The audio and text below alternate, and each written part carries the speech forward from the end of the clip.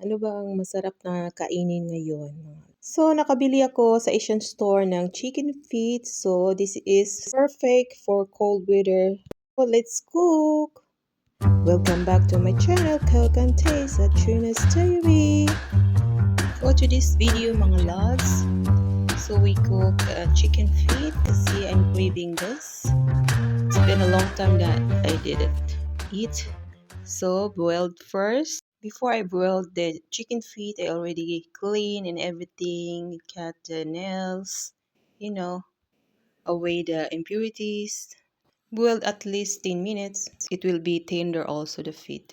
Easy to eat. So I repost again this video dahil it's CPR, copyright. So no music, no more.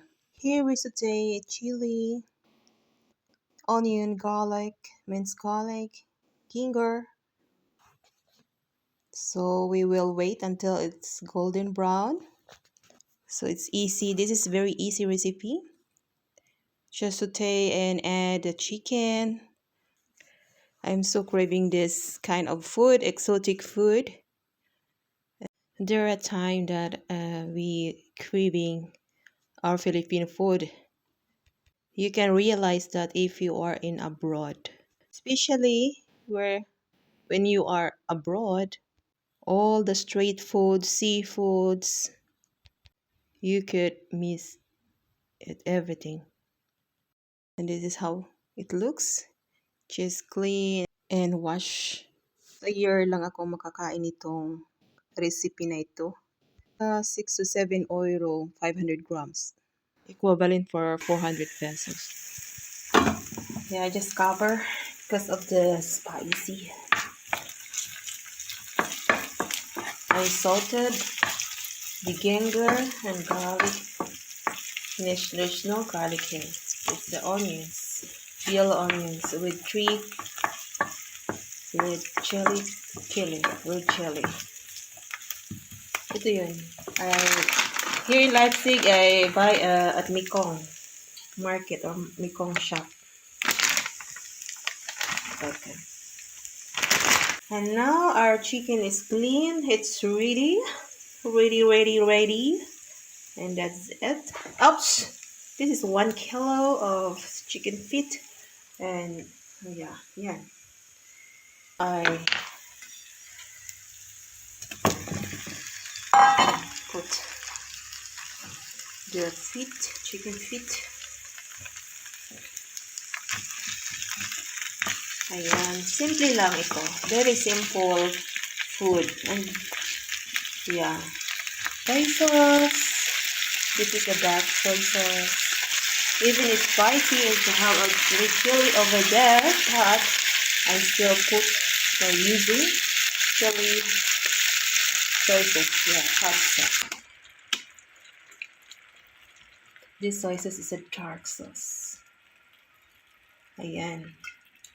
And then the chili sauce. But this is going to empty. I put a little water.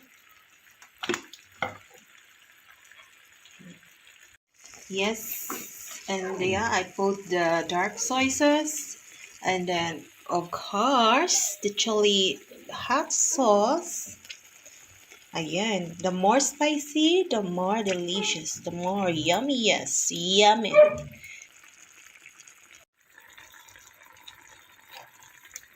And then 1 spoon of vinegar. And then you're adding also a white sugar or brown sugar. O anong available sa kitchen mo.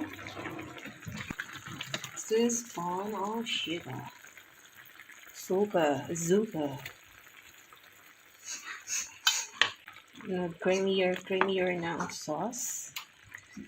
The sauce is going creamier and creamier. Sabi ito pag mayroong beer, no? Mayroong inom-inom, tagay-tagayan. Sarap ito sa sa kanin. Chicken feet is ready. Oh la la, that's so yummy. Yan, sarap ng sabaw, yung sauce. Talagang kakain ka ng maraming kanin. A lot of rice with this hot sauce and this sauce. I need to taste. Sweet, spicy, sweet and spicy. Ayan.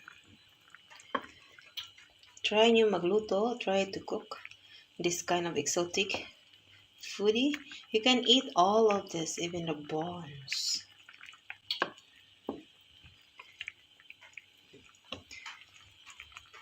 I don't put salt because the dark is a kind of food, and this is ready for later. I've been eaten for dinner. Yan. Okay guys, see you later. Kain tayo later.